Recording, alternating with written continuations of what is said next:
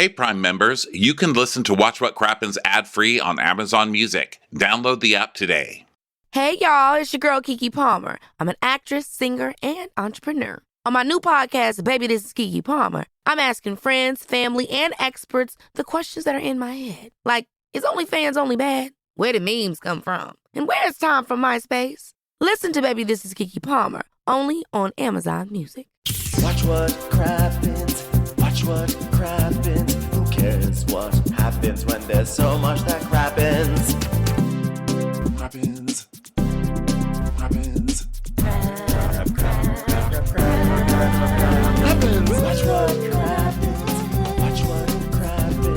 Who cares what happens when there's so much that crappens? Watch what crappens. Watch what crappens. Who cares what happens when there's so much that crappens? Hello and welcome to Watch What Crappens, a podcast about all that crap on Bravo that we just love to talk about. I'm Ben, and that's joining me today, the wonderful and hilarious Mr. Ronnie Karam. Hi, Ronnie. How are you? Good. What's going on over there? Happy Monday. Oh, everything is great. Just gearing up for a whole new week of podcasting. What's going on with you? Same thing, baby. I actually am coming out of a cocoon of watching all of the Traitors in one weekend over on Peacock. Pero Peacock Television decided to take a competition show where there's a surprise twist mystery ending that they don't want anyone to spoil and posted it all in the same day. Yeah. That was nitwit. You Did you get spoiled? Just pretend I'm in charge of Bravo programming right now. This is me coming into the meeting. Who the fuck chose to do a mystery show all on one day? You fucking nitwits. I know. And then I would have fired everybody and sent them the fuck out, except for the people who came up with the show, because it's a fucking great show. Yeah. Wait, so did you get spoiled? Is that what you're alluding to? No, but it forces you to watch it all in one week. Right. Because even if you're just going online, someone will say, oh, is anybody watching The Traitors? Because I'm on episode 7 and so is so funny. So you already know who's not, there's no way to not spoil the show. Well, who's you know not what? Gonna get kicked off by episode 7, Well, you know who deserves a big thumbs down is Vulture. I was lucky. I did not get spoiled.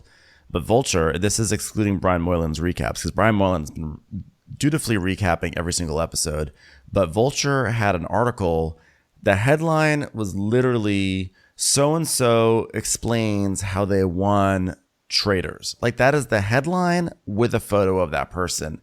And I'm like, are you crazy? Like, how would you, like, why would you run that as a headline? It was so rude. And it was like that went up on Saturday or Sunday. I mean, it's crazy. Beyond rude. Like, they should then cut Vulture off from all screeners and all press. What an idiotic. Like, you want this to grow by word of mouth. Why wouldn't you do it week to week, first of all? This is totally something people would be talking about week to week instead of blowing your load all in one fucking day. Like, one inconsequential day, by the way. It's like January, 14th or something? Like, who cares? What is this? I was so annoyed with that whole company. I was like, who is running you? Are there monkeys in a barrel just, like, pedaling a bicycle? Who is making these decisions over there? Yeah, I was okay with it because I loved the show so much that I literally could not stop watching it. So I watched like one episode Friday night just to see what it was all about, and then I was like, oh my god, and I watched it all through Saturday. My entire Saturday was dedicated to it. Yeah, it was a really good show. Loved it. So on the positive note, great show, guys. Just maybe don't ruin your own chances of like getting people to get into it by doing it all at one time. But fantastic show. We actually wanted to cover that show here on Crappens, but when they release 10 at once, we can't. It's pointless because by next week, nobody cares, Yeah, exactly. But what we're going to do is for the bonus episode this week on Patreon, we're going to talk about the show and we'll talk about really everything and everything that was notable to us. I have some really distinct opinions. I'm also really glad, Ronnie, this is the first time I feel like we've binged something in sync together in a long time. Yeah. Yeah, it really was. Usually Yeah. it's like years apart. We both have some like stubborn part of us. It's like, oh, really? You're into that? Well, I'm not. I'm into other things. And then it takes like 2 years before we finally give in and watch each other's shit. Yeah. But this time we were in sync. So we're going to talk about that. But today we're actually not talking about Traitors. We're here to talk about Real Housewives of Potomac. Also, just want to say that tomorrow we have 2 more shows, our final 2 shows that we're adding to the Cheater Brand Tour. So keep an eye and an ear out for those. If you missed last week's editions, we added San Diego, St. Paul, Chicago, and Columbus to our schedule. All those tickets, everything is on sale right now. Thank you to everyone who's already bought a ticket. It really means a lot to us. Really looking forward to some packed houses. We're hitting the road in like, gosh, Ronnie, that's like 2 weeks from now. Isn't that crazy? That's wild. It's in 2 weeks, 2.5 weeks from now. Our first show of this tour is happening in Austin. Yeah. Yep. It's happening. 2 weeks. This is how time works. 2 It's weeks. how Time just keeps on fucking rolling, don't it? I know. So yeah, I'm really excited we get to start in my hometown. God knows where we're gonna end up, really. Time will tell. All right. I'm excited We to won't see. tell you now because we're not Peacock. I'm really excited to see Baby Gorgeous in person, personally. Finally get to meet the fish. Well, he's very excited. We're recording, so he's just swimming all around the place. He loves record, or he's terrified. I'm not really sure what he thinks when we start recording, but he gets to swimming and flicking that ball gown all over the bowl. So he'll love to meet you. I'm excited. So anyway, are you ready to jump into Real Housewives of Potomac? Is there anything else? Anything else? Potomac it is. Let's do it. Potomac it is. So we're here in the middle of a Mexican vacation. We're in Tulum. Last week, I think I asked, I was like, where are they? And it turns out they're in Tulum, which is like the city of intrigue on Southern hospitality. And the Bravo producers are so shady because in the previous leads, they showed everyone, the women with a shaman again, and they once again showed the close-up of Robin's track just hanging out of her head. I was like, oh, they're just going to use that footage as long as they can. There's no amount of positive spiritual energy that fixed bad tracks. No. You know? That's it. Robin, that's your road. Walk your road with pride. That was me with my conch. Yeah. Robin, your fiance is cheating on you, doesn't love you, and isn't going to marry you, and could possibly be held liable for hundreds of thousands of dollars in a terrible sexual harassment case. I'm like the worst shaman ever. I'm just a mean shaman. You're mean. Tearing people apart. There is no such thing as healing. I'm going to stand on the beach of Tulum. Come to this shaman for some fucking truth. Hey, do I got a peacock out here? Any peacocks? Come on up. Step right up, hon. I mean, that's how you really heal, is by facing the truth, right? Yeah. Hard truths. You're a hard shaman. From a really bitchy gay guy. Just the way everybody needs to be told the truth. Because listen, even gay guys are being afraid of being told the truth by really bitchy gay guys, you know? Yeah, but like for some reason when bitchy gay guys tell hard truths, people think it's hilarious. It's like, you know what? You're stupid. Your husband's going to drag into a pit of hell and your track is off. Oh my God, he's hilarious and fabulous. Or, you know, sometimes you get the opposite where even if you're being nice, they're like, oh my God, that gay guy's so bitchy. You're like, hey, good morning. They're like, oh my God, he called me fat. Fuck that guy. Get him off the road. Get him off the street. I don't even want him living on this street. Can we add no bitchy gay guys onto the HOA? Thanks. It's true. We're just always misinterpreted. We're misunderstood. So anyway, Karen and Shasha are fighting, in case anyone forgot. They're like having a full-on table slamming duel. They're both slamming the table with their hands and shouting at each other. That's where we pick up again this week. Now, this is kind of like for musical fans who know Follies, you know, it's a musical about a bunch of old stars to kind of meet back up to prove that they've still got it. This is kind of Karen and Giselle. I mean, not Karen and Giselle. Karen and Shasha just standing in the middle of a center stage with, you know, sequins, just both trying to do a time step. I don't need this from you, okay? I don't need a Karen and Charisse fight from 30 years ago that nobody is watching this show to find out why Charisse is mad at Karen. Charisse is mad at Karen because she got kicked off the show after putting it together all those years ago. And Karen hates Charisse because Charisse told everybody that Karen was fucking around with some dude with blue eyes. The end. Why do we need another 5-parter on this? Because otherwise we have nothing. So we have this. We have. That's true. You should teach nature in school. I'd be Why do we like, have trees? Because otherwise there's nothing. Next question. I'm the despondent shaman. You hurt because if you don't hurt, you feel nothing. You give hard truths. I just give bleak answers. You can either heal or you can die. Yeah. So this is they're fighting. And by the way, you're absolutely right. This is one of those episodes where there's a fight that's about what's not happening on screen, right? Like this is really about like a larger issue. So they're screaming at each other, and Shasha's slamming the table, and Karen's like, "Show them who you are. Keep my mother's name out your fucking mouth." Yeah, Karen trying to make it like someone just called her mama a bitch, you know? So that's what Karen's doing. And then Charisse is just screaming like random housewives things because she doesn't really know what to say. So she's going, fake booty, fake ass bitch. You're a fake ass booty, fake ass bitch is who you are, reservations.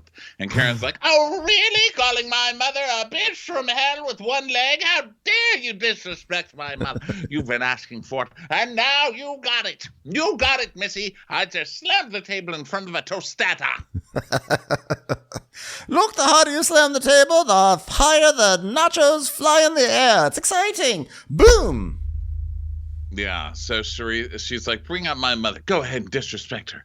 You've been asking for it. And Charisse is like, asking for what? You theatrics? Oh, don't ever put my mother's name in your mouth. Well, whoever put your mother's name in your mouth? What are you talking about, your mother's name in your mouth? She's like, don't you ever disrespect my mother. She's like, so this fight makes no sense because nobody disrespected her mother. So Charisse is trying to like get her to be specific because she didn't disrespect her mother. And then we finally get to it. Charisse says, what did I do that was disrespectful to your mother? And Karen says, well, I question your genuineness when you showed up to the funeral of my mother. And Robin's like, I'm so confused. What is she talking about? So Karen says that when Shasha showed up at her mom's funeral, Karen was not friends with Shasha at that time. And she was not invited. And Charisse made it very important to lean her head into my limo with my family to let me know that she was at my mother's funeral. And my aunt told me as long as Charisse never brought it up on television that she was coming from a good place. Well, guess what? Security, we have the footage. Of her to bring it up on television, I should articulate. It's just a picture of Charisse standing at a bus stop alone. Reservations? So Candace asked why it was offensive that she went to this funeral, and Karen's like, well, I didn't find it offensive until she brought it up at your 1-year anniversary for whatever it was that you had 1 year at. And so we see we see this 1-year anniversary party. What was this? A 1 year anniversary? That was their 1 year wedding anniversary, I think. Oh God, I feel like those two have been together forever already. I know. God, it's because they're a forever couple. Yeah, obviously. It seems like 20 years ago that they were like, I want to glue roses to the ceiling.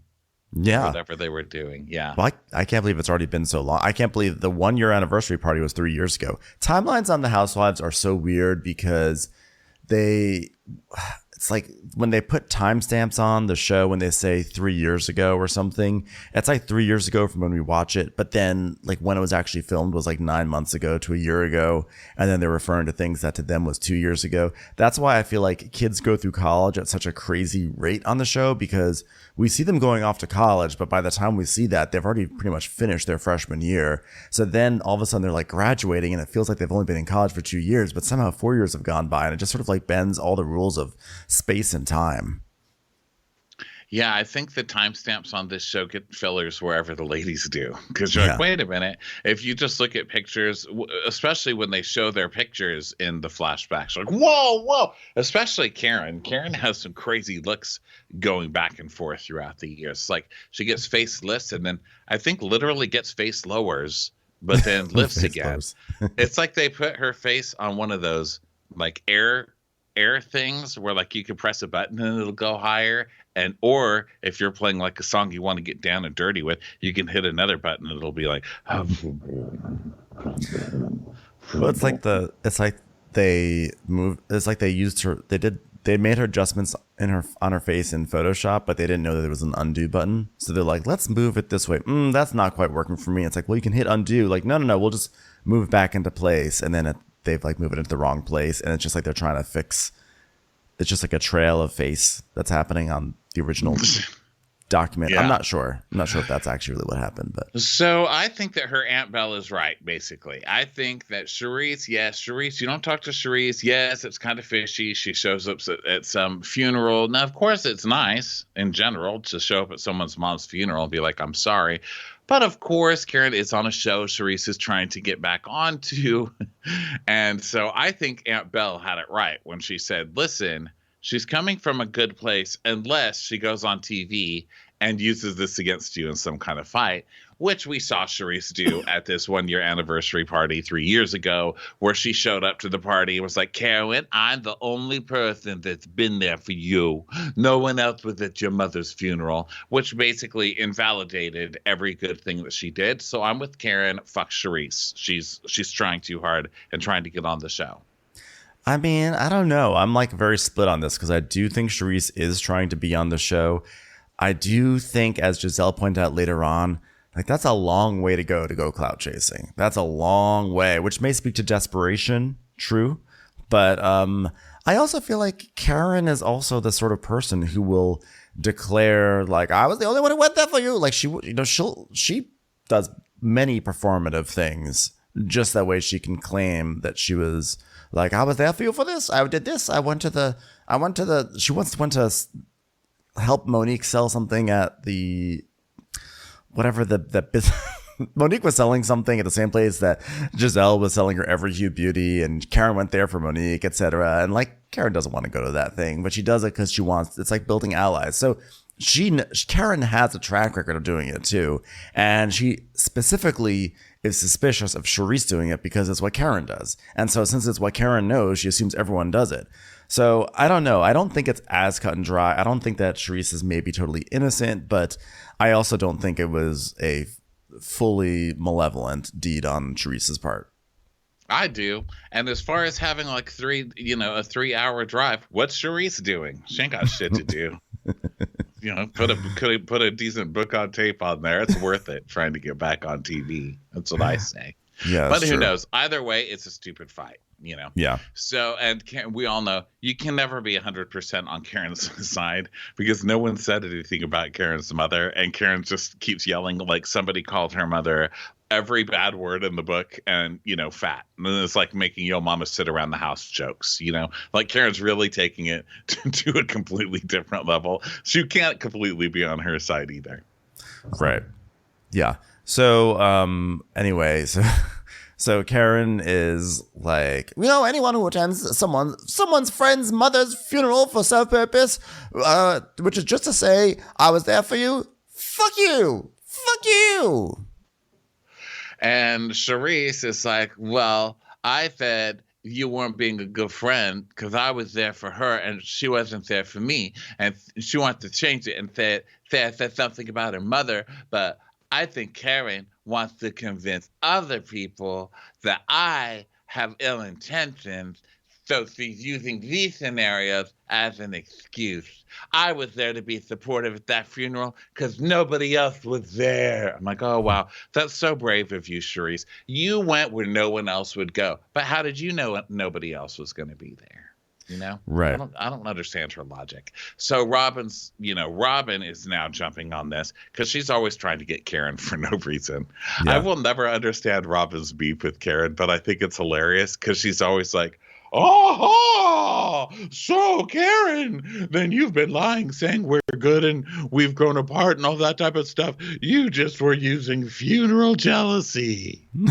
Karen's like, well, that was my reason. Yes, that was my reason for going apart 5 years ago. And this is when Giselle's like, who clout chases going 4 hours away? No cameras, no man's land. That's a clout chase? Never. That's actually a friend that drove to support you, Karen. Just say thank you. Maybe they're just so used to driving 5 hours to get to Robin's house that like the act of driving 3 hours to Surrey County is like not that big of a deal anymore. And Karen's like, let's just be honest. You've been banned from public events because you have attacked people's families. You have tried to destroy people's families, Charisse. Someone please tell me what public events Charisse has been banned from. Oh, President Biden's inauguration, didn't you hear? I have all the tea on Hunter Biden. Commercials. Here comes one right now. Hey, I'm Arisha. And I'm Brooke. And we're the hosts of Wondery's podcast, Even the Rich, where we bring you absolutely true and absolutely shocking stories about the most famous families and biggest celebrities the world has ever seen. Our newest series is all about the incomparable diva, Whitney Houston. Whitney's voice defined a generation, and even after her death, her talent remains unmatched. But her incredible success hit a deeply private pain. In our series, Whitney Houston, Destiny of a Diva, we'll tell you how she hid her true self to make everyone around her happy, and how the pressure to be all things to all people led her down a dark path. Follow Even the Rich wherever you get your podcasts. You can listen ad-free on the Amazon Music or Wondery app. So Shasha goes, who? And then slams the table. She's like, I'm going to bring the table slamming back because that was fun. Who have I attacked? And Karen's like, oh, slam the table. You're known for that. You drag people. That's not even true. Oh, people are trying to reclaim their reputations after you. Shasha the terrible, destroying families and reputation left and right. In this community, you are known for slamming tables. Imagine that being your reputation. They're making it sound like she's like Joe McCarthy. So the music makes some weird like gets into hard rock mode because they're supposed to be like really fighting now. And she's like, oh yeah, well what about you lying? You have friends who you don't even deal with anymore. And do I come to the table and repeat that they had to get you out of rehab and all of that stuff? No, I don't. And it's like, nah, yeah, fine. It's like the Sunday auto truck fight song on the TV. It's like, Sunday. Maybe they were just filming this at like Cabo Wabo, you know, like because that's owned by. Isn't that owned by the guy, the former lead singer of Van Halen, Sammy Hagar? Maybe they're just like Sammy Hagar in the background being like, oh, there's a fight going on. Cabo Wabo of Tulum. Beat the table, beat the table, beat the table like a badass in the community. Now, I will say that if Karen is accusing you of going around destroying people's reputations and like your reputation is that you destroy other people's reputations, maybe the best retort is not to tell us, you know, I know she's been to rehab because I know her friends and her friends also live in Potomac. And many years ago, Karen went to rehab in Florida and my friends went down to Florida and they got her out of rehab and they partied. I'm like, well, see, now you're just spreading vicious rumors again. But also you're giving us probably 4 or 5 girls that should be cast over you. You know what I mean? Like, Charisse, don't make literally even people we don't know sound more exciting than you. Because if Karen did, in fact, have to go to rehab, and she has a few friends who went and broke her out of rehab to go party the rest of the weekend, boom, there's our cast. Yeah. That's it. It's a kind of, you're undermining your own case. You're trying to prove that you were there for Karen. Well, you weren't there for her when she needed you most, which is when she was stuck in rehab and needed someone to spring her out of the joint. Yes. And so Karen's like, oh, really? Rehab then? Oh, you want to do this? You want to do this? Let's do this. I can't even go to Safeway now. And then they start to play clown music, because even the music's like, what the fuck is she talking about now? And Mia goes, why are you going to Safeway? And Josh is like, I'm breaking up families? You're fucking a man that is married, and I'm breaking up families? She's like, no, listen. This has nothing to do with Rusty at Safeway. I didn't even bring up Rusty at Safeway. Who's that? Who's that? I said no one. I said no one. You're so dusty and beat up, Charisse. Say what you need to say, Charisse. You can't touch me, Charisse. You can't touch me, Charisse. And Robin's like, whoa, here we are again about the boyfriend. And everyone's like, no comment, because they've all heard about this boyfriend that Karen has. And Karen's like, Charisse has not just ruined one family, darling. Multiple families, many families. Unsafeway. That's where they shop. Unsafeway. I need to know where Safeway comes in. Can somebody explain the Safeway? Yeah. So is Karen suggesting that she goes to Safeway and everyone's staring at her because they've heard rumors about blue eyes? Is that what's happening? She's like, I can't even go to a neighborhood grocery store that claims to be just a humble store but has prices as expensive as Whole Foods. I can't even go there anymore. I guess. Well, none of this is making sense. So Robin's like, well, I'm going to guess that the shaman didn't work. And yeah, shaman. No one clocked her on that. Shaman. Well, it worked on Ashley, yeah. And Ashley's like, yeah, healing isn't always pretty. Sometimes healing has to get very down and gritty. And Giselle's like, it was gritty tonight, honey. You are right. You all communicated. And now I see a rainbow. Yeah. She's like, yeah, it's there. I mean, like, you have to use binoculars to see it, but there's definitely a rainbow somewhere or someplace. So then Candace is like, Candace decides that in the spirit of healing, she wants to work on Mia and Jacqueline. So Jacqueline's like, I don't want to voice this in front of you all. I mean, I've told her that we're better than this, and I just met you all, and me and her can have this conversation alone. And everyone's like, okay, cool. We're not going to push it. We don't care enough. Yeah. So 30 minutes later, Candace is in the bar hanging out with some of the girls, and they're dancing to her songs in the hotel lobby. You know, everyone's greatest, proudest moment. You. Yeah. Singing, dancing to drive back. In the lobby. We're also, by the way, continuing to get White Lotus style interstitials of waves crashing in slow motion with eerie music and like drumming. You know, it's like bum, bum, bum, bum, bum, bum, bum, bum, bum, bum. It's like very, very White Lotus. Like someone's really gonna die tonight, or Aubrey Plaza is gonna walk in and start nagging someone. Yeah, Aubrey Plaza is just going to come in here and Aubrey Plaza. Like, what? Is this like a buffet? I hate buffets. Jacqueline and Mia are like, they're ridiculous. Like, they have such a bad relationship. Their like relationship is not as good as ours, right? They're like so privileged. So then Mia and Jacqueline go have their talk in one of their rooms. And Mia's like, all right, well, you wanted to talk, so talk to me. And Jacqueline's like, what went down today was unacceptable. How dare you saying I don't have friends? I know you were upset about our little tat, but to take it to this level and make an accusation, you were insinuating Gordon and I. Like, come on, how far are we going to take this? Are you just going to tell lies? And Jacqueline goes, and Mia's like, wow, what was the lie? And Jacqueline's like, are you serious right now?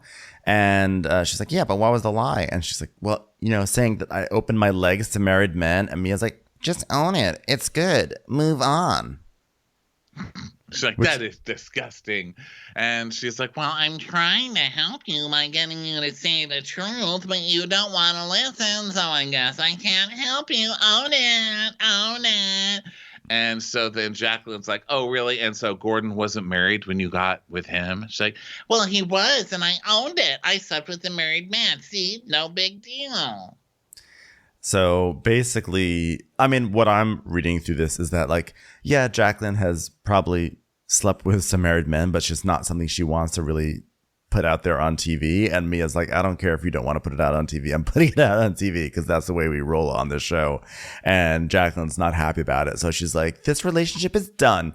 It's done. You sold your soul. And that's that.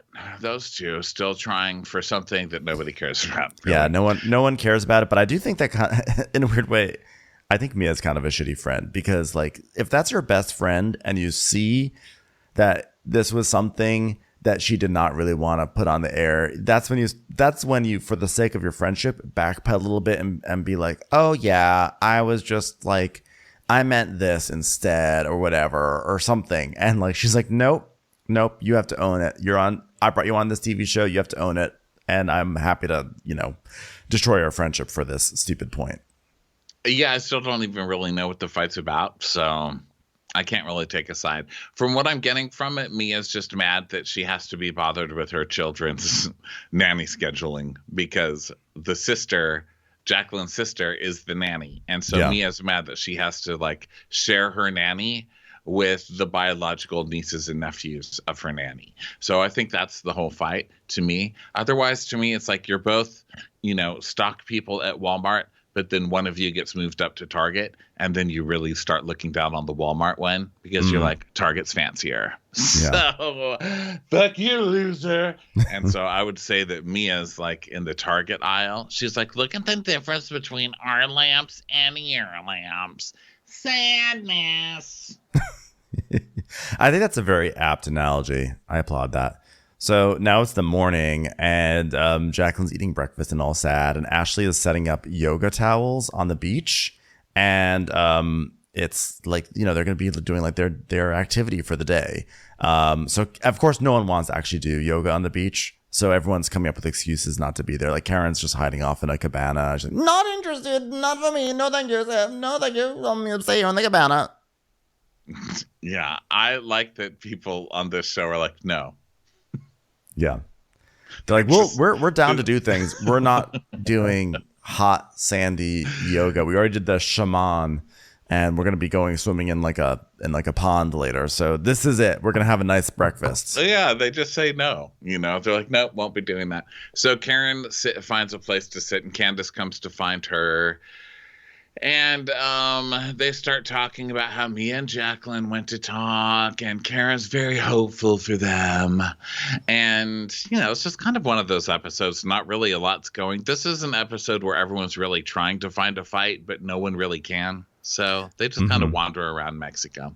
So then Mia is telling Giselle about her fight, and she's like, well, our fights are usually like fine the next day, but when she involves other people, and it just becomes hard to forgive and even harder to forget.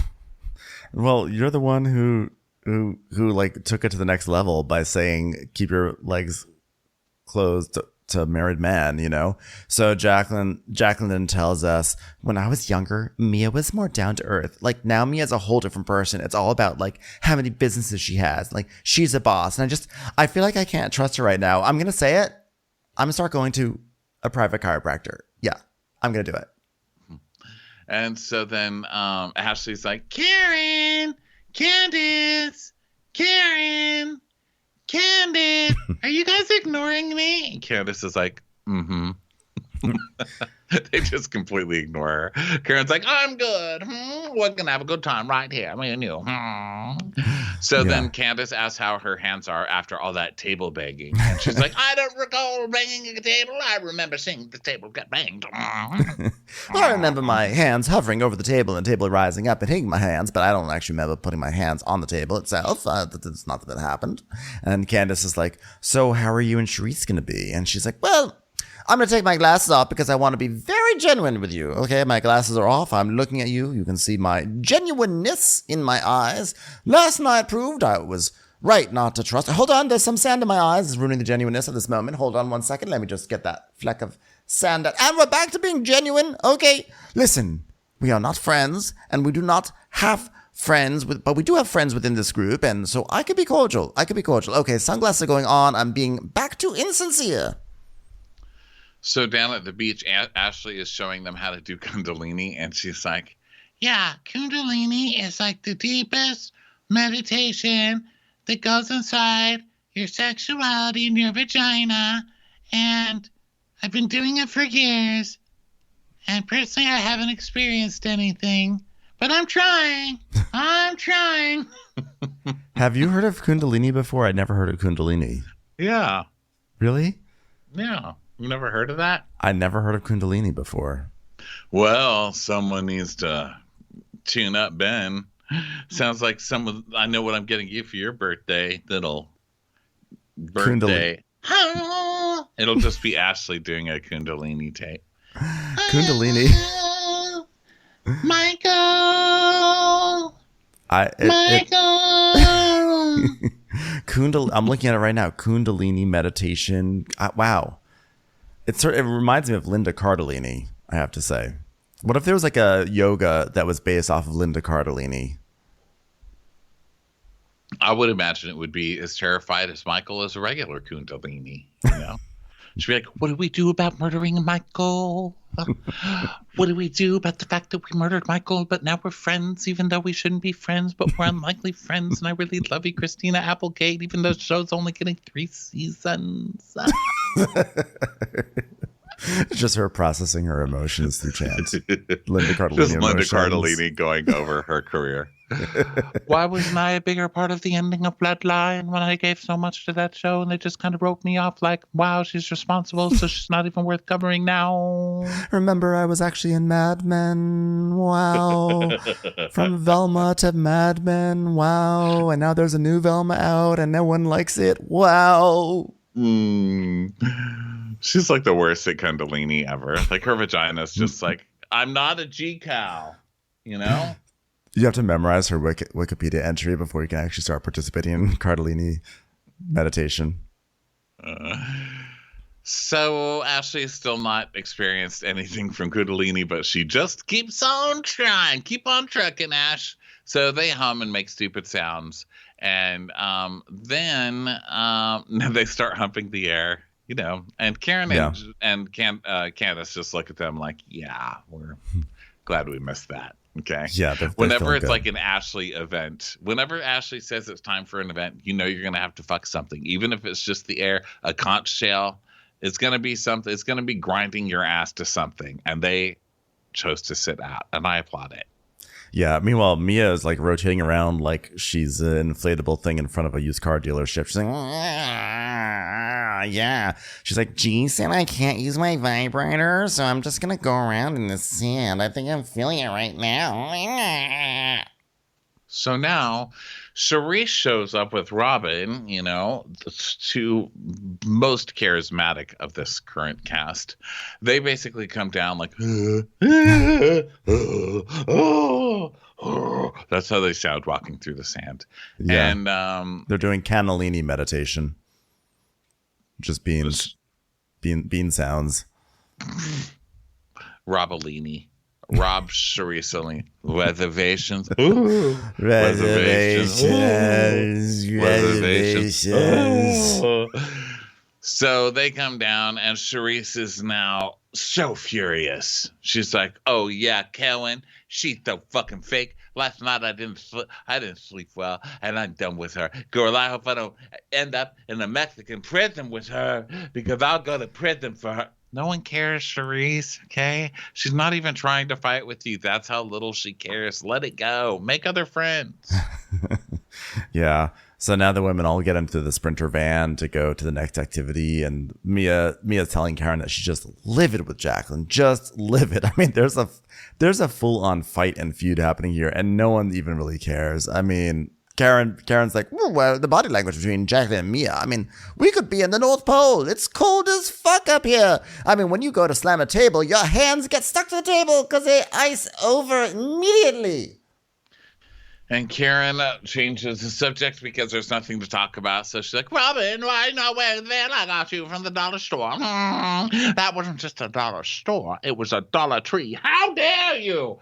And Robin's like, you already know why, because, like, I don't know. I don't feel like I need it. I don't know. Maybe I should have a wedding. Maybe I shouldn't have a wedding. Maybe I should get married. Maybe I shouldn't get married. How is there not just like a little gay guy running around this bus right now screaming, "Cut! I need more! Anything more! Anything at all!"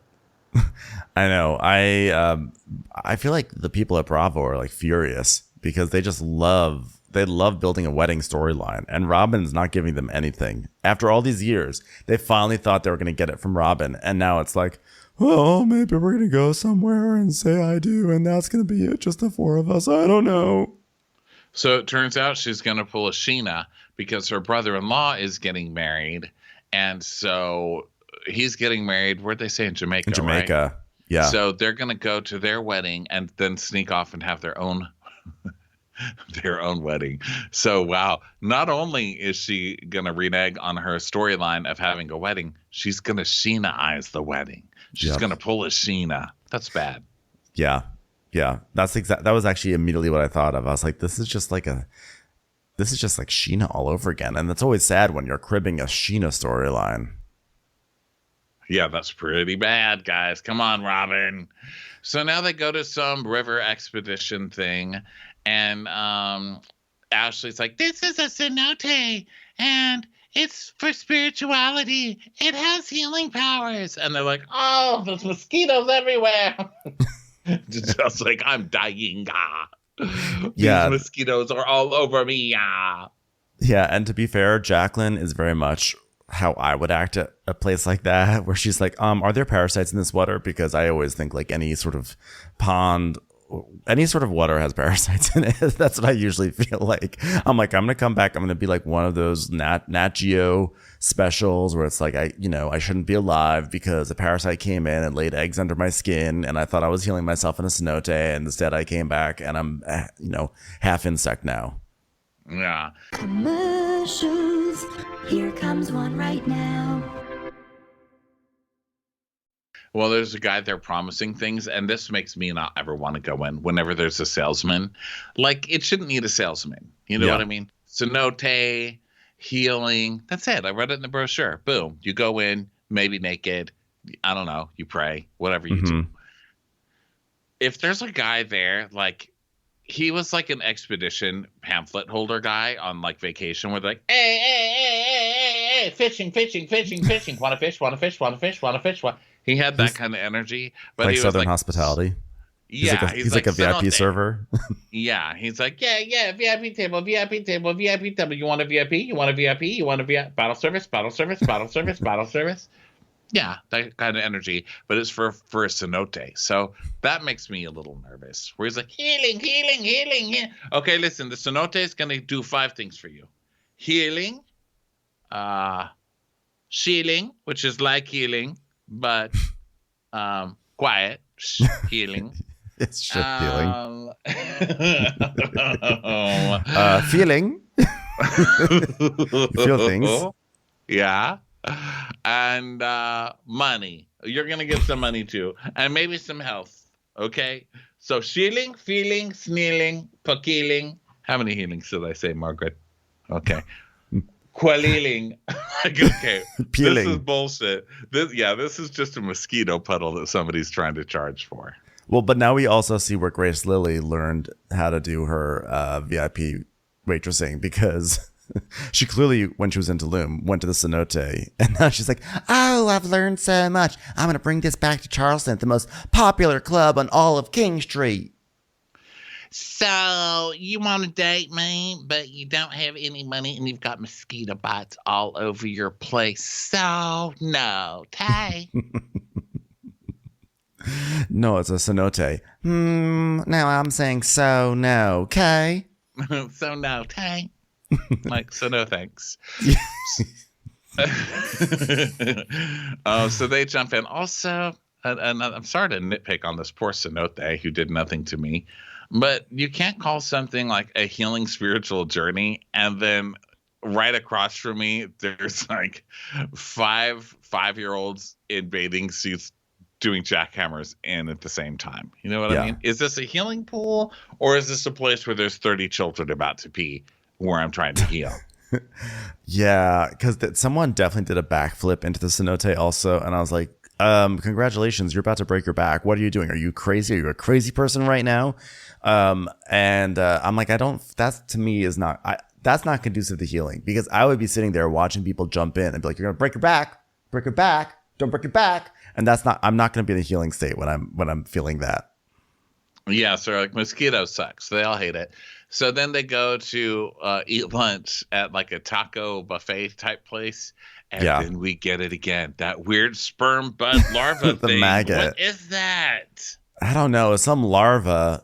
Dom said it reminded him of a bot fly. And I was like, what's a bot fly? And then I Googled it. Don't Google it, everyone. Do not Google the bot fly, because it's not pleasant looking, okay, what it does to you. So, but his suggestion was disgusting. He was doing Linda Cardellini yoga too. He was like, I could still do season 4 if somebody would hire me. It doesn't always have to be about Christina Applegate all the time. I wish I knew more Linda Cardellini references, but I've really used them all up. The main guy from Bloodline really is hot, but God, what a dark heart. And I think that was his last show where he's really going to play somebody hot. Even the Google searches for Linda Cardellini's career has a pretty limited carousel, but she's in Freaks and Geeks. I'm just a couple of letters away from Good Kind of Bean. I'm like I'm just gonna, wow, my IMDb really is not as long as I thought it would be, but I was in the Green Book, which won an Oscar. The vagina on the white slug sperm bug just burst open with that knowledge from IMDb. The larva from afar looks like it's still just 17, but then when you get closer, you realize, wow, this is a fully grown lady. So they walk over to lunch, and Karen's like, all right, where's some food? Hey, everyone, I'm Karen. I just wanted to say, bam, she like just slams the table on the food truck. It's me. It's my new show of power that I learned from someone who's been banned from every event in the community. Sasha. Yes, you may have heard about me at the Safeway, but I'm here to change your opinion about who I am, because my reputation's been tarnished irreparably by Shasha. Anyway, no chicken for me. No, I do not eat the dirty bird. Only a beef fajita, please. Thank you. So Ashley's like, this was a great experience to have together, right? The shaman, the cenote, are we cleansed? And then there's just like clown music while people give hateful looks to each other. And Robin's like, I would say there's a number of pockets that need healing. And Karen's like, all right, I have a question, Candace. How are you and Ashley now? While we're going over storylines that are basically over, and we have nothing else to do, and even Linda Cardellini has gone home from doing voiceover work today. How do you feel about Ashley? Which is basically her way of saying, like, fine, you want to try to heal me? How about you guys heal each other? And she's like, I just brought it up because, you brought your friend to talk to Candace. Deborah was her name. You regret bringing her to the show, do you? And Ashley's like, well, the reason why I brought Deborah was because if someone was saying that about Michael, I'd want to hear it directly from their mouth. And if you told me that the cocktail waitress at the MGM wanted to tell me about what Michael's doing, I'd be like, where's she at? Like, I'm down. So yeah, they bring this whole thing up again. And Candace handles it really well. She's like, well, Ashley, I think that a lot of the way you think about relationships is because the relationship you are now out of had toxic notes to it and trust issues. And my hope for you, Ashley, and I'm saying this with very cute hair today that I worked very hard on. I hope you receive a relationship where you don't have to feel like, I hope a bitch ain't talking to my man, because that's not what a relationship should feel like. Love should feel like the man smells like a duck quesadilla even at 4 a.m. and I want to strangle him with his own pillow. That is love. And for you, ma'am, I hope you are gifted this one day. I know Candace is surprisingly very level-headed in this situation. In my mind, I was like, oh, here we go again. We're going to just start this one up again. But Candace is like very chill and borderline compassionate. So Ash is like, well, I guess there have been some toxic elements of my relationship. And then they do a flashback of like Michael Darby allegedly grabbed a cameraman's butt. And then 2 years ago, well, I was at the MGM and a girl came up to me and we ended up going back to the hotel. You know, just like all his greatest hits. Yeah. 1999. They just keep scrolling up. Yeah.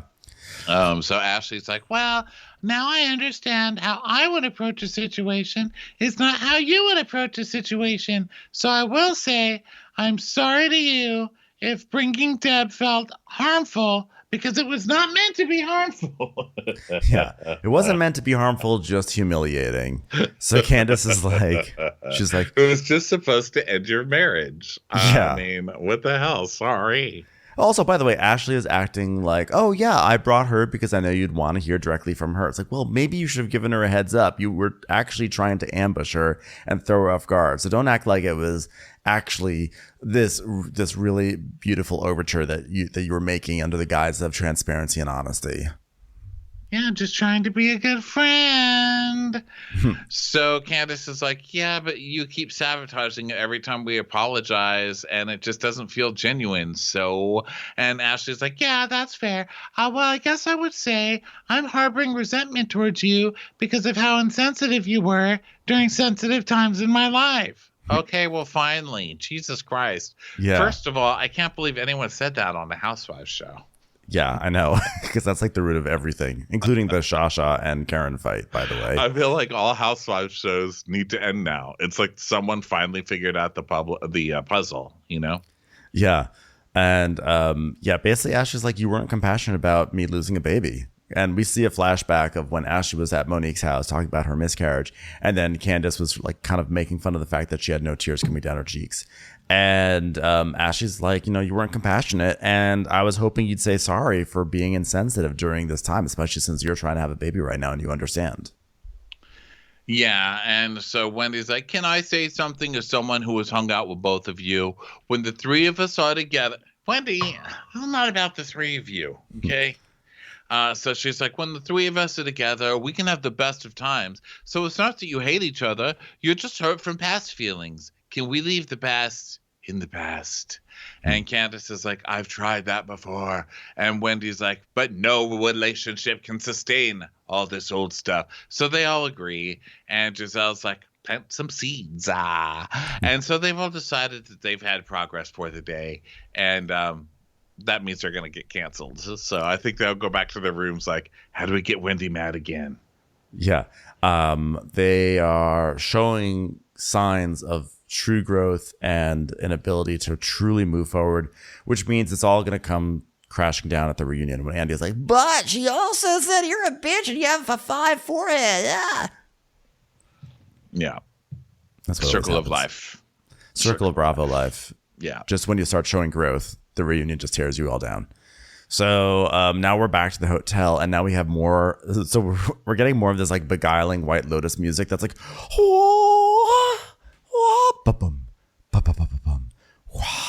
it's like all like, ooh, mysterious. What's gonna happen? And then we just see a sign that says lobby bar. Like, well, it's not as menacing as like the alligator coming out of the water or like the waves crashing the rocks. But you know, a lobby bar is also, I guess, sort of scary. Maybe this one's super weird because they really are coming in heavy with the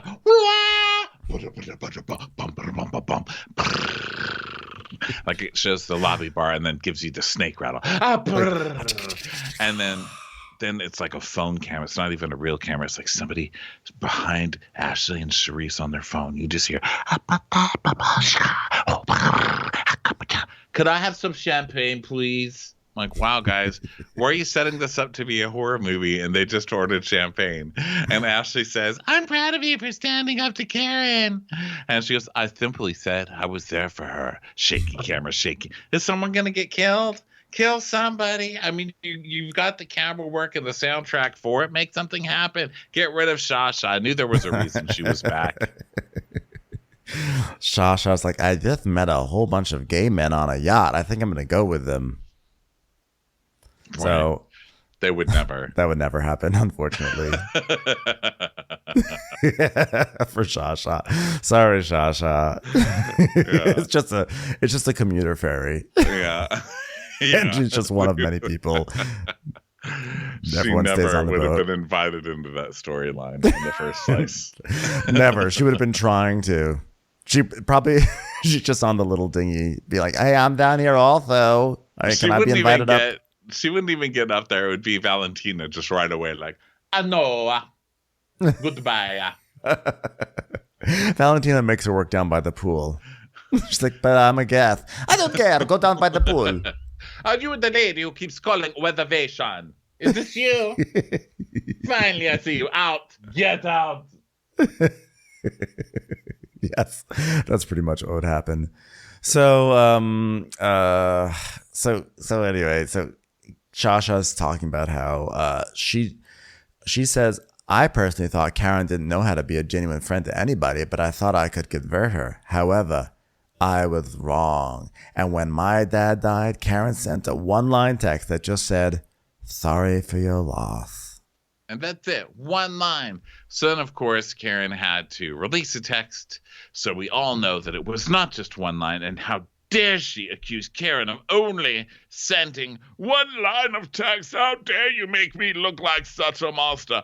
And the real text is something like, "Dearest Charisse, you smell like poo-poo. I'm so sorry for your loss. It's from Karen. I'm sorry that you lost someone even smelling like poo-poo because you have a poo-poo face. Love, Karen." And so it was longer than one line, but it wasn't exactly like, overflowing with compassion. Yeah. Well, either way, Mia now FaceTimes Gordon. Which is great. She's like, "See, I want to see hi to the kids." And then Ashley's FaceTiming your mom, and she's saying hi to Dylan and Dean. And now it's nighttime, and everyone heads to the Sprinter van for the restaurant. And this lady is like, "Buenas noches, I'm Chef Alejandra. We have culinary experience prepared for you." And they're like, "I have hamburgers." I know. It was such a cute little restaurant, by the way. I loved it. I wanted to go to it. I really like that. She's like, "Please have a seat." And Ashley goes, "Guys, isn't this authentic?" Like, what the hell do they know? I know. So they all are, they're getting served and everything. It's really cute and everything is nice. And Wendy asks Robin when the wedding is because apparently they're not happy with the answer that Robin gave in the van earlier. So Robin's like, "Well, I finally realized I don't want a wedding and I don't know if I need one." And Giselle just like hangs her head down. She's like, "Oh my God, she's not going to get married. You had one job. So she's like, "Yeah, I want to keep it simple, but like a suit maker came over. So we're just going to seal my brother-in-law's Jamaica trip." And Karen's like, "Girl, that's bullshit. It's been 7 years. You just don't want your mom. It's been 7 years and you're not even going to have your mama there. Come on now. You're not getting married." Yeah. And Ashley's like, "Well, I support the efficiency of it all, and not that, but I'm not going to support that no one else is going to be there." So Mia's like, "Are we going to throw a bachelorette party? I say bachelorette party." and they're all like, "Yeah, sure, fine." So the food arrives. And then Giselle is like, "So, when I went to bed last night and when I woke up this morning, what happened last night with Karen and Charisse did not sit well with me. Neither did our dinner. But that's a different story for some Pepto-Bismol. I felt like Charisse's character was completely assassinated. And I don't know Charisse to be a family destroyer. I know Charisse to be honest and amazing and someone who wastes money on things like champagne rooms in their kitchen. Clearly, if there's a Queen of Potomac, it's Charisse. So, look, you are the one starting this fight over and over and over. The only reason they even fought last night is because you and stupid Robin won't give it up. Nobody cares about this fight. Karen doesn't like Charisse. Charisse was fired. You're, for whatever reason, trying to bring Charisse back on the show. Nobody cares. There is literally nobody in the audience cheering, "Yay, Charisse." Okay? Cut the crap. They're only fighting because you're making them fight, okay? And Charisse is not the Queen of Potomac. That's the funniest fucking thing. It's like the Queen of McDonald's, and then they just cut to the big grimace out on the playground. Like, Did you miss a shot? Grimace is not the king of McDonald's. I can go into any Safeway and not have people stare at me. I can go into any Safeway and have people not even know who I am. I am the Queen of Potomac. So Karen's like, oh, God, just stop. This is dead now. And she's like, well, I can give my thoughts, Karen. What do you mean I have to stop? She's like, well, you can give your thoughts, but there's nothing else to discuss on this issue for me. She's like, you can't shut me down. She's like, I will not discuss this anymore. Well, in this group, we are held to the fire for what we say and do, but you're off limits. I did not say that, Robin. And then Giselle's like, well, that's what you just said. So Karen's like, I'm done. I'm not going to do this anymore. And so Robin tells us that Karen is just a big phony and it's going to come catching up to her. And for you to flip something like someone coming to your mother's funeral against them, how dare you? This is going to come get you. Which I love Robin just going off on karma so much while it's just kicking her in the ass so hard right now as this is airing. So then Karen's like, don't talk about my mama. She tries that again. And they're like, nobody said anything about your mother, Karen. Okay. Yeah, exactly. So Shasha is like, finally Shasha says, look, I've had real grief. I lost 3 brothers before organizing this friend group. I've already lost a mother, so I know what that feels like. I lost my dad and I lost a sister during COVID, so I know grief. But if anyone comes to me and tries to be kind to me, I'm not going to look at that as a negative. I've got to be accused of all this other stuff. Like I'm desperate to be around this group when I worked my ass off to get this group together in the first place. So what she's saying is, well, first of all, the first part of that is like very sad. And I did not realize that Shasha really had been through all that. And I felt like I almost wish she had led with that a little bit earlier because I feel like that does kind of change my view on it a little bit. But then when the last part of that statement is basically her saying, hey, I started this TV show. Okay, so show some respect. Okay, I worked hard to get you on this show and now you're leaving me in the dust and that's not cool.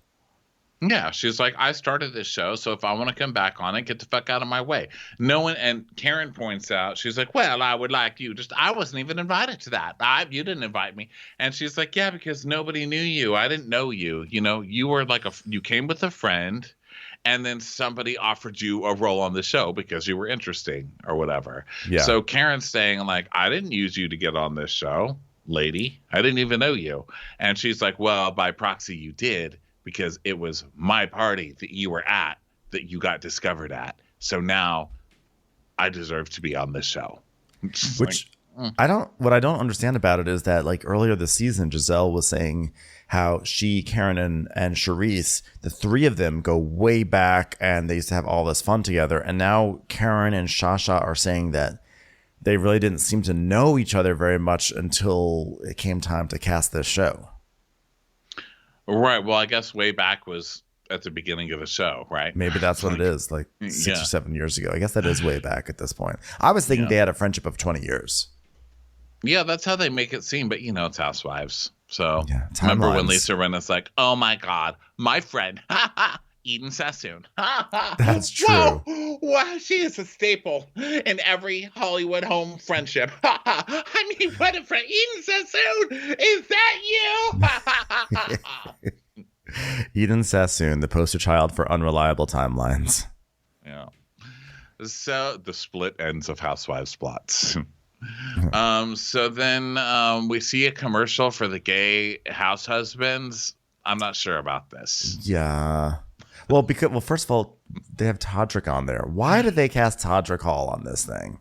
Yeah. That kind of taints the whole thing for me. Yeah. That's sorry. Taint. There it is. Taintrick Hall. There it is.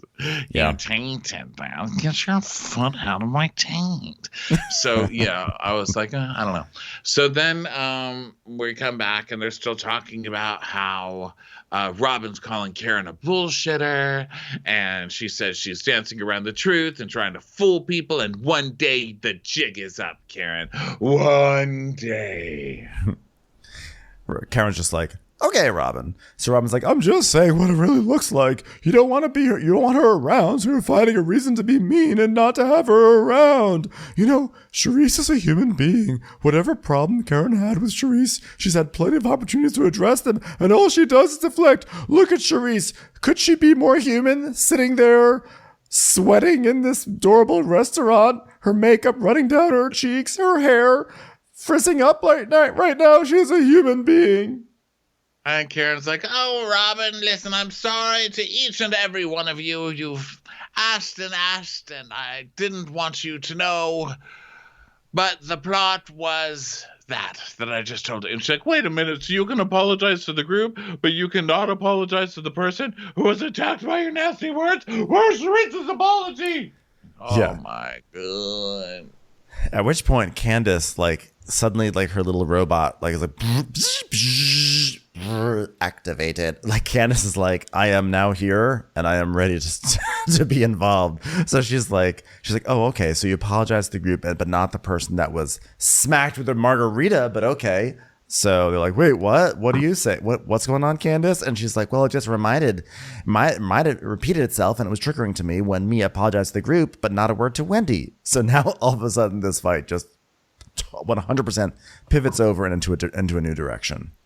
Right. And so, yeah, we see the 1 month ago when they removed Wendy from the group chat after getting into an argument over Peter Thomas with Mia. So they're like, well, why aren't you going to say sorry? And Mia says, because I'm not sorry to her right now.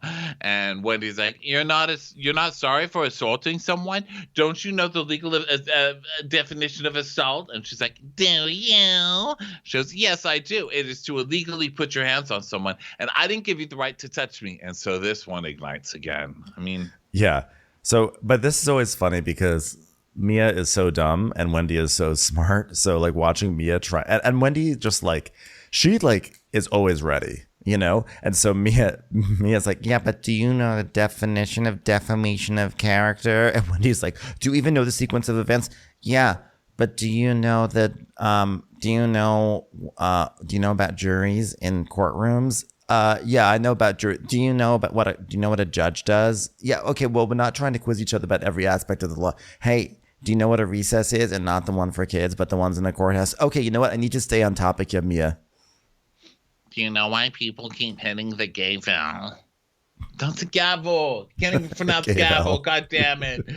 So Wendy's like, listen, we went back and forth and we argued. And she's, yeah, because I asked you a question and then I shared a piece of information that someone else shared about you. I was trying to be your friend. I guess you just missed the memo. Wendy's like, what memo? You don't even know how to be friends to someone for 30 years. Clearly, you didn't get the memo, so don't talk to me about friendship when you can't even be a friend to her. So let's talk about the series, because you were talking about defamation of character. So I hear you're going to be going around telling people that I called your husband gay. Is that what you're doing?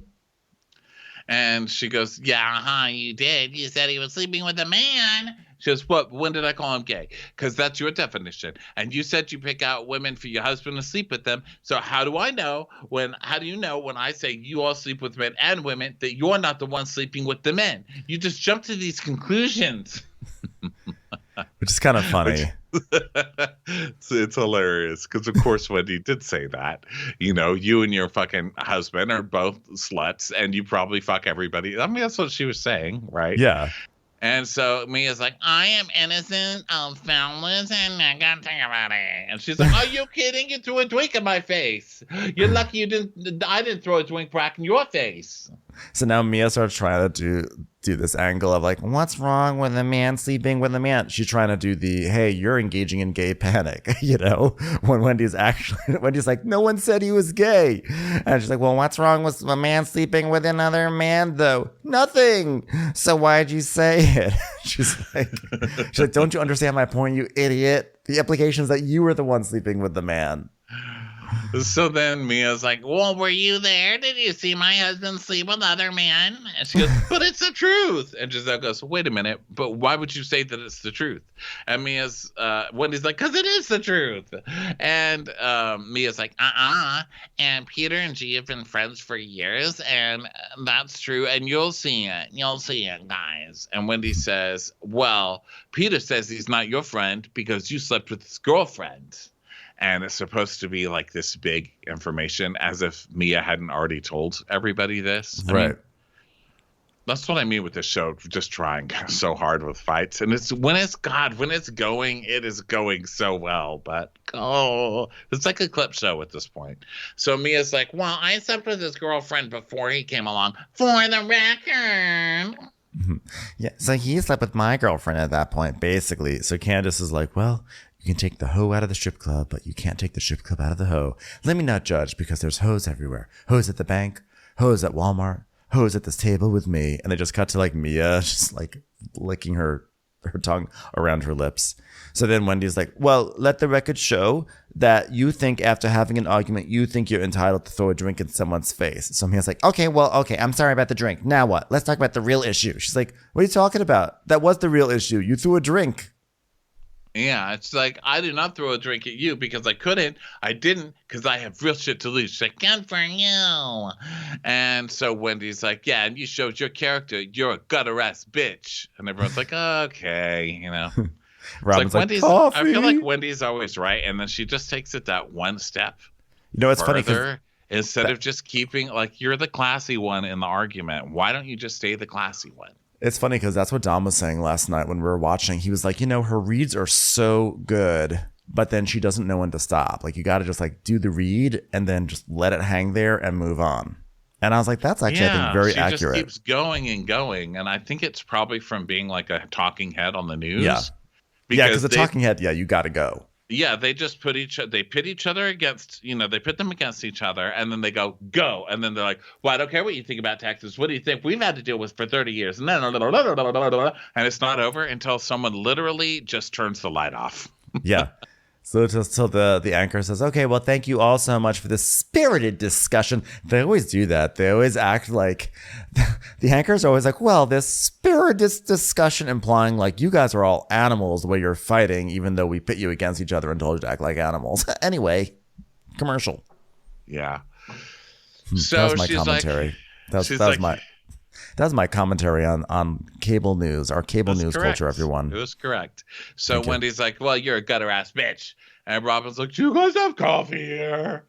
And so Candace is like, okay, Mia, do you regret throwing the drink? And she's, yeah, I just said I shouldn't have thrown it.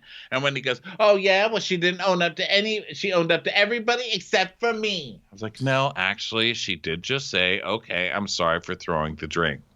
You're like, Wendy, you're still stuck on the last fight. Like, stay current.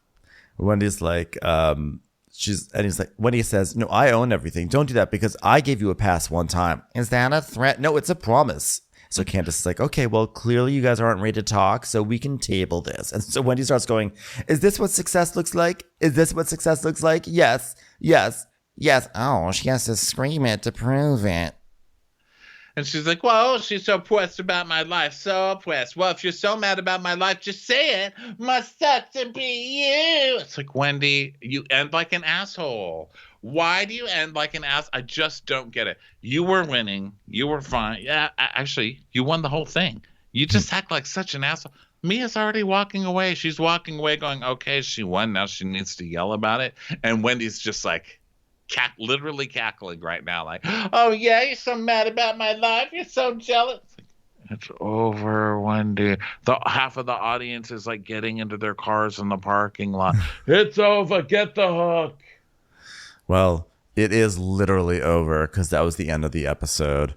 So fun times. I actually enjoyed it quite a bit. I enjoyed all the table banging and the reads, even if they were not succinct reads. So it was a good time, and of course I enjoyed most of all the maggot, the larva on the whatever it was. That was the highlight. That thing is so fucking creepy. That's never gonna leave my brain. That thing. So well done, whoever put that in there. Yeah, seriously. Everybody, thanks so much for being with us today. We'll be back a zillion times this week, and go get your tickets for Watch What Crappens, the live tour, the Cheetah brand tour, to be more specific, over at watchwhatcrappens.com, and grab our bonus episodes and videos on demand over at patreon.com.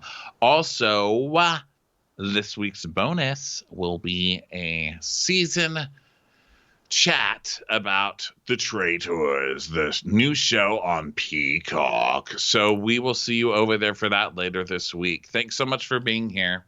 Bye, everyone. Bye. Watch What Crappens would like to thank its premium sponsors. Ain't no thing like Allison King. Ashley Savoni, she don't take no baloney. She's not just a Sheila, she's a Daniela. Itchels. Dana C. Dana Do. Aaron McNicholas, she don't miss no trickolas. Hava Nagila Weber. Jamie, she has no last namey. Sipped some scotch with Jessica Trotch. Kristen the Piston Anderson. She's always supplying, it's Kelly Ryan. Megan Berg, you can't have a burger without the Berg. You're never alone with Lacey Monteleone. Let's give a kisserino to Lisa Lino. There ain't no problem that Sarah Salvia can't solve ya. The Bay Area Betches. And our super premium sponsors, the incredible edible Matthews sisters. Somebody get us 10 cc's of Betsy MD. Always the wiser is Allison Weisler. She's not harsh, she's Jill Hirsch. We're taking the gold with Brenda Silva. Erica, 500 Days of Summers. She's the queen bee, it's Sarah Lemke. Undo your fasteners, it's Aaron Kastner. We love him madly, it's Kyle Pod Shadley. Don't get salty with Christine Pepper. Let's go on a bender with Lauren Fender. My favorite Murdo, Karen McMurdo. Nobody holds a candle to Jamie Kendall. Give him hell, Miss Noel. Can't have a meal without the Emily Sides. Let's get real with Caitlin O'Neill. We want to hang with Liz Lang. Shannon, out of a cannon, Anthony. Let's take off with Tamla Plain. She ain't no shrinking Violet Couture. We love you guys. Hey Prime members, you can listen to Watch What Crappens ad-free on Amazon Music. Download the Amazon Music app today. Or you can listen ad-free with Wondery Plus in Apple Podcasts. Before you go, tell us about yourself by completing a short survey at Wondery.com/survey.